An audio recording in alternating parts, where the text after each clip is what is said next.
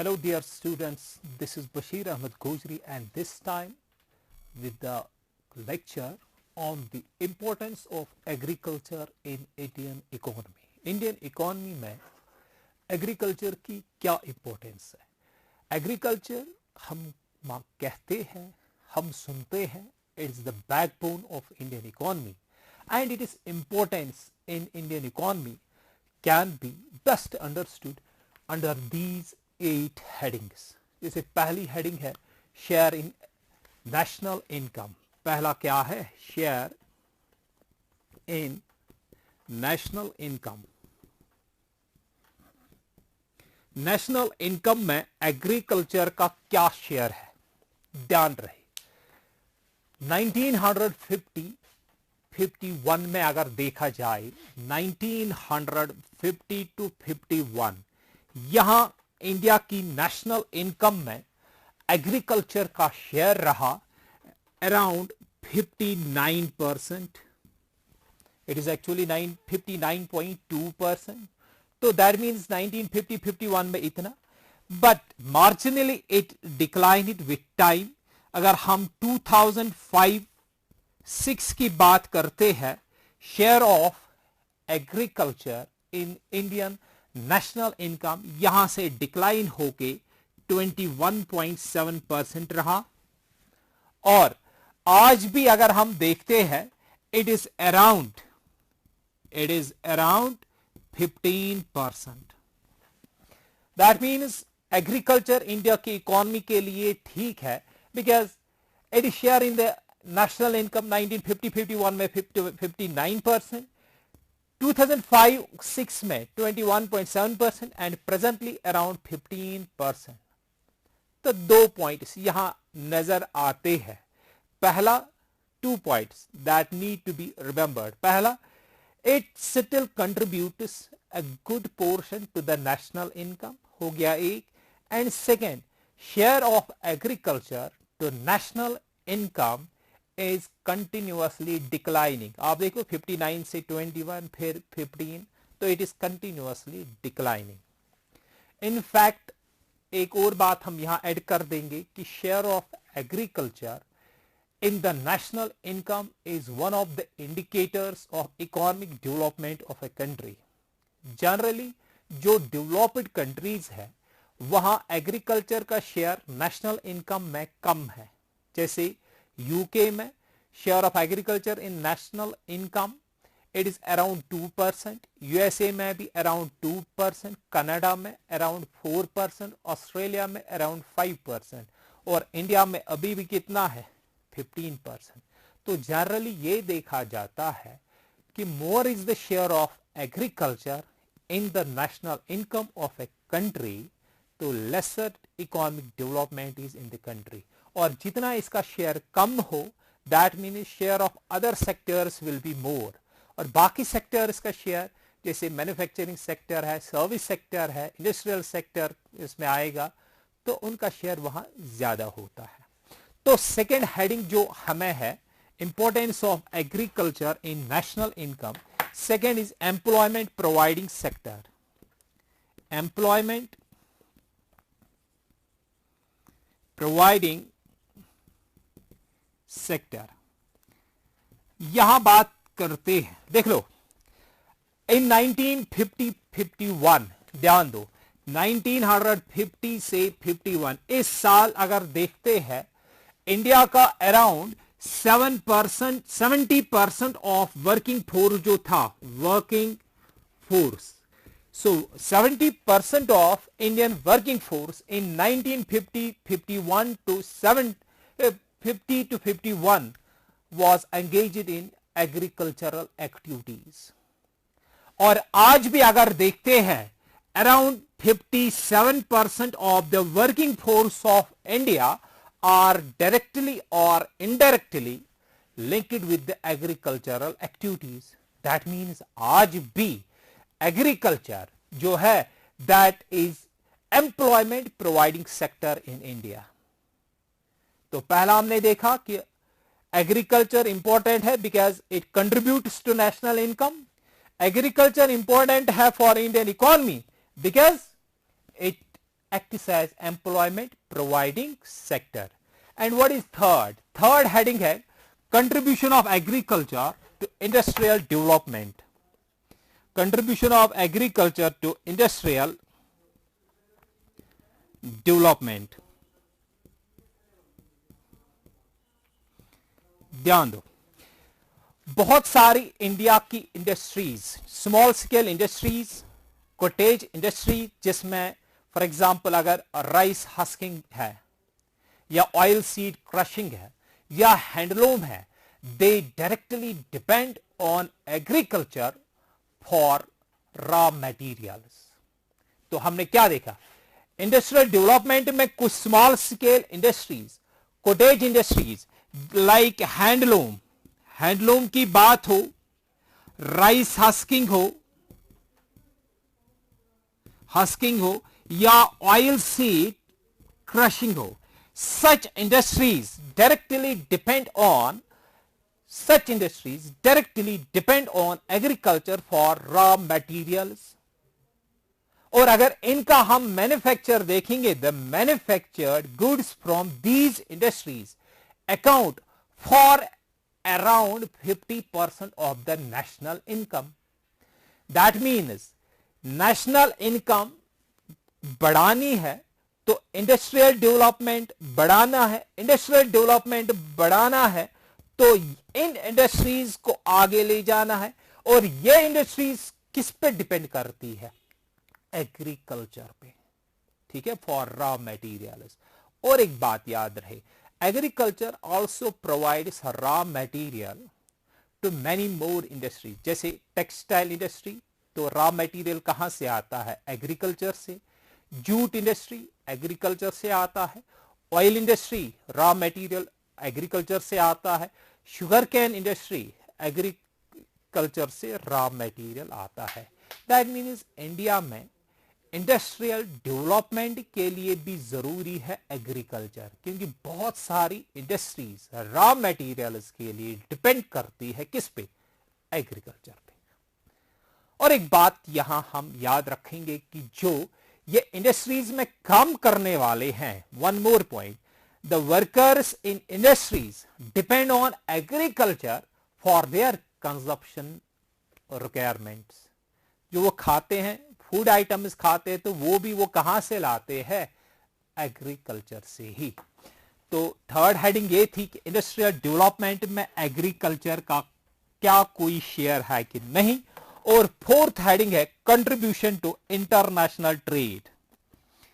International trade, contribution of agriculture to international trade. देख लो, ध्यान दो, for a number of years, जब इंडिया बना 1947 के बाद, for a number of years India के जो टोटल एक्सपोर्ट्स थे उसमें अराउंड 50% रहा agricultural goods. That means for a number of years, out of the total exports of India, 50% were contributed by the agriculture. और उसके बाद agricultural goods से जो manufactured goods बनते हैं, इन्हें वो manufactured goods जहां हमने raw material कहां से लाया, agriculture से, तो वो भी export का around 20% बनाते थे.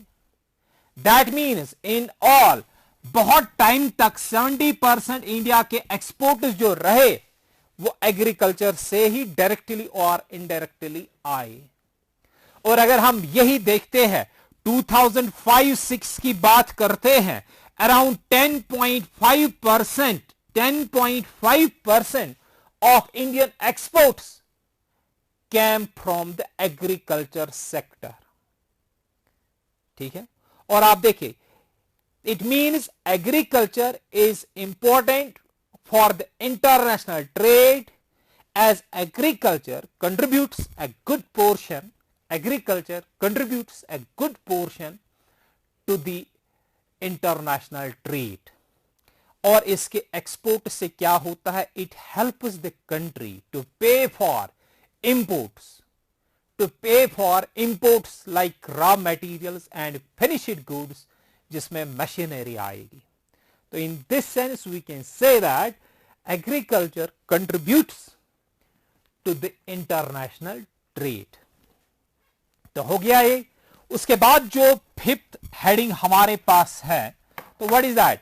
Contribution to economic planning. Contribution to economic planning. Economic planning में एग्रीकल्चर की क्या कंट्रीब्यूशन रही?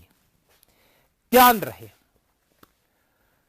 इंडिया में जो ट्रांसपोर्ट है, B it railways B it roadways, both secure A bulk of business. अगर रेलवेज या रोडवेज का देखते हैं तो उनका बिजनेस चलता है, और उनका बिजनेस जो है that mainly depends upon the transport of agricultural goods. That means transport India का अगर कामयाब है तो उसको भी कामयाब बनाने का एक कंट्रीब्यूटिंग फैक्टर एग्रीकल्चर है। हो गया एक। दूसरा पॉइंट आप इसमें याद रखिए, when there is good harvest, अगर क्रॉप्स ठीक हो, अच्छी फसल बने जो हमारे फार्मर्स है, तो उनका परचेसिंग पावर क्या हो जाएगा? इंक्रीज। परचेसिंग पावर बढ़ेगा तो what will be the demand of the finished goods?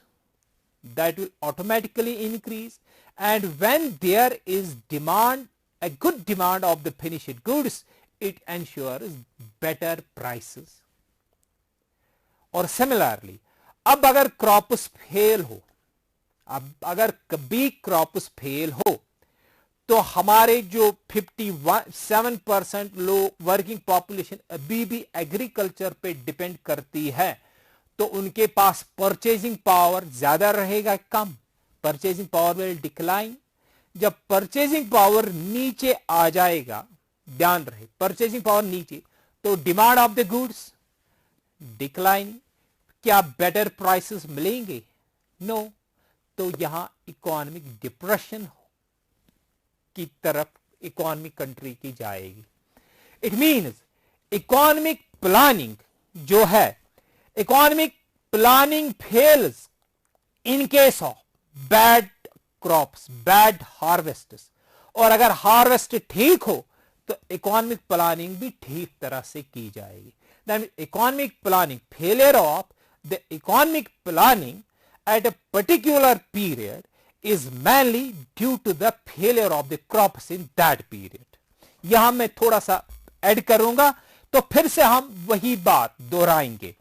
अब अगर गुड क्रॉप्स हो, ध्यान दो, गुड क्रॉप्स अच्छे हो, तो जो फार्मर्स है उनका परचेजिंग पावर है, परचेजिंग पावर वो बढ़ेगा, दैट विल इंक्रीज।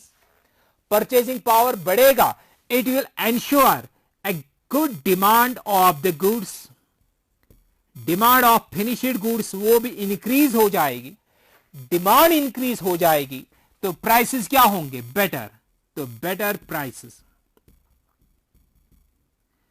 अब इन केस ये क्रॉप्स फेल हो जाए, अगर क्रॉप्स हार्वेस्ट कम हो, फेल हो जाए, परचेजिंग पावर क्या हो जाएगा? डिक्लाइन। डिमांड क्या हो जाएगी? डिक्लाइन। प्राइसेस, बेटर प्राइसेस क्या मिलेंगे? नो। तो economic depression, it contributes to economic depression. That means यहां हम कह सकते हैं अगर इकोनॉमिक डिप्रेशन कहीं से आई तो हम कह सकते हैं कि इकोनॉमिक प्लानिंग फेल हो रही है, एंड इकोनॉमिक प्लानिंग इंडिया में अगर फेल हुई कभी तो it can be because of failure of the crops at that particular period. तो हो गया ये इकोनॉमिक प्लानिंग में एग्रीकल्चर की कंट्रीब्यूशन क्या है। उसके बाद जो नेक्स्ट है हमारी सिक्स्थ हेडिंग है contribution of agriculture to economic growth.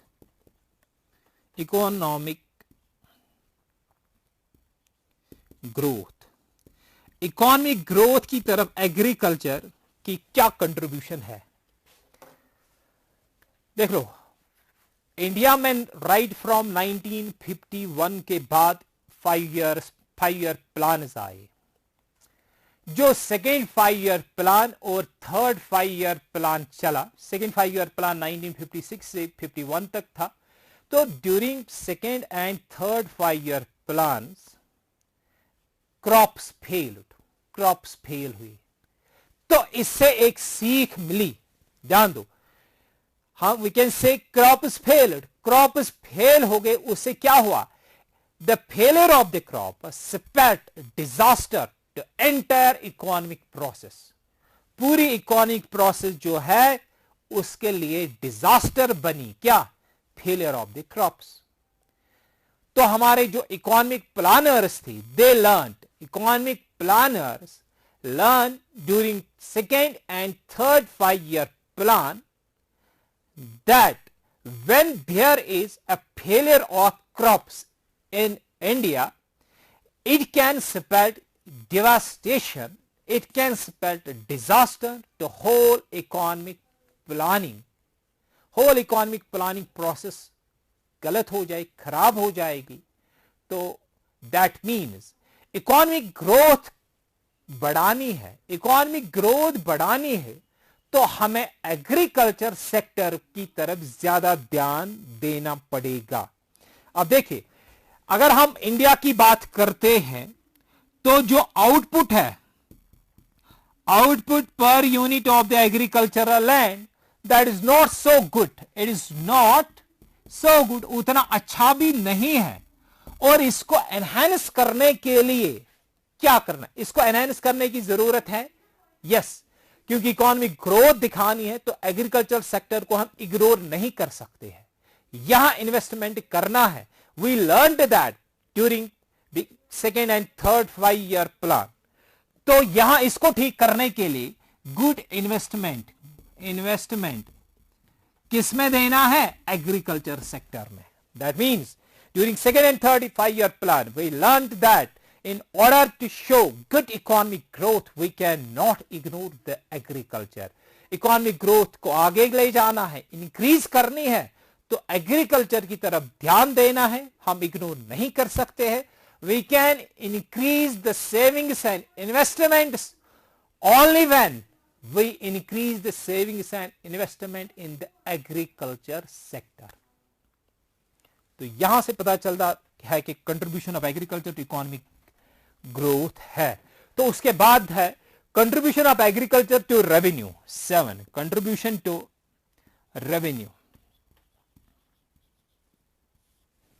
क्या रेवेन्यू की तरफ एग्रीकल्चर का कोई शेयर है कि नहीं है?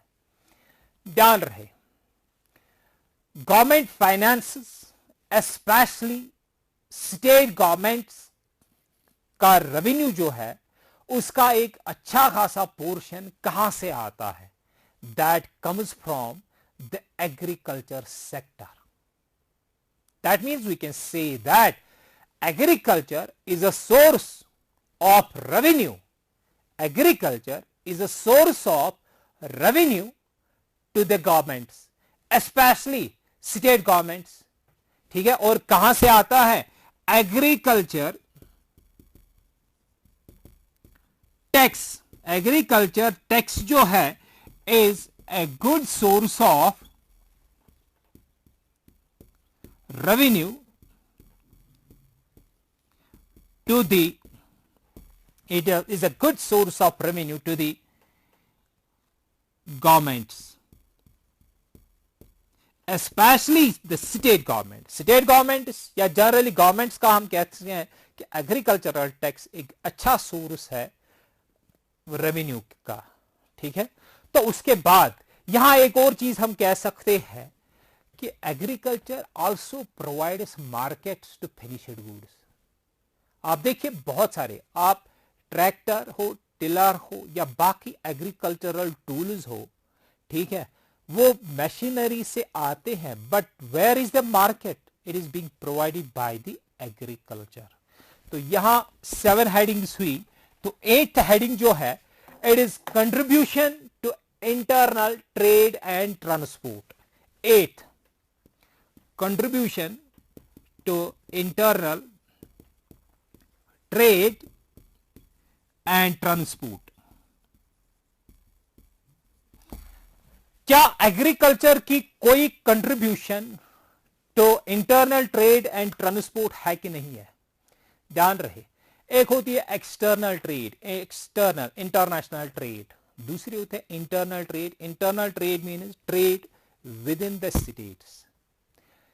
शुगर केन की बात लेते हैं, बेटा ध्यान से सुनना. क्या शुगर केन कश्मीर में ग्रो होता है? नो. दैट मीन्स जो शुगर यहां आता है, it is not being produced in J&K में या स्पेशली कश्मीर वैली में तो कम से कम ग्रो नहीं होता है. फिर आता कहां से? We still consume it. आता कहां से? इंडिया के बाकी स्टेट से. वी टेक टी, हम चाय लेते हैं, आता कहां से है?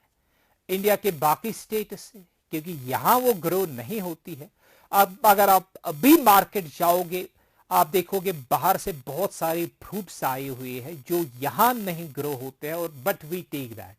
It means in Jammu and Kashmir, in whole India अगर हम बात करते हैं, बहुत सारे एग्रीकल्चरल प्रोडक्ट्स है कि कहीं ग्रो होते हैं, कहीं ग्रो नहीं होते हैं. ठीक है.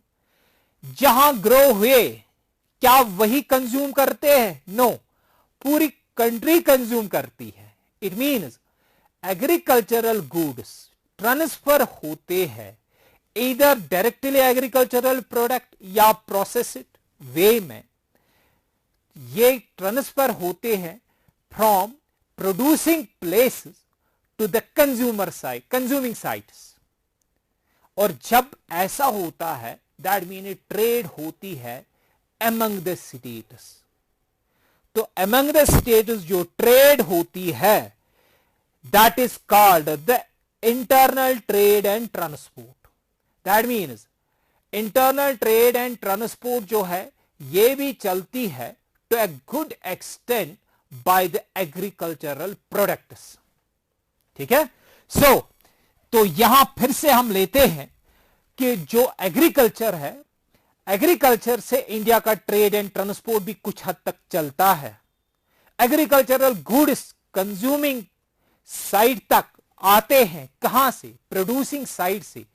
तो वही बात जो हमने इससे पहले भी यहां बात की कि इंडिया की रेलवेज हो, इंडिया की के रोडवेज हो, उनका बिजनेस चलता है to a good extent because of the agriculture. ठीक है. Because agricultural goods are being transferred from one place to another, from one state to another state, from producing site to consuming site. That means agricultural goods contribute to a good extent. Agriculture contributes to a good extent to internal trade and transport. और अब अगर देखिए आप, देखो short सी एक बात बोलेंगे. Imagine कीजिए बेटा कि अगर एकदम से इंडिया में एग्रीकल्चर हम बंद करेंगे, agricultural activities, what will happen? क्या हो सकता है? ये आप लोगों को सोचना है. और दूसरी बात, अगर इंडिया का agricultural land day by day कम हो रहा है, यहां हमने देखा कि 8 सेक्टर्स में एग्रीकल्चर की कंट्रीब्यूशन है. या हमने यह भी देखा कि इकोनॉमिक प्लानिंग में एक प्रोविजन रखना चाहिए इन्वेस्टमेंट टुवर्ड्स एग्रीकल्चर, जरूरी है. Second and third 5 year plan के दौरान हमने ये सीखा भी.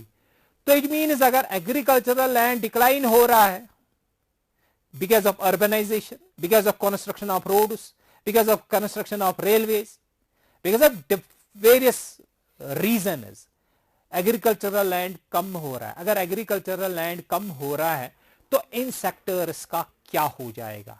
ये आप लोगों के लिए क्वेश्चन है. आया बेटा? और एक पॉइंट मैं आप लोगों से बेटा चाहूंगा कि आप एक चीज कीजिए.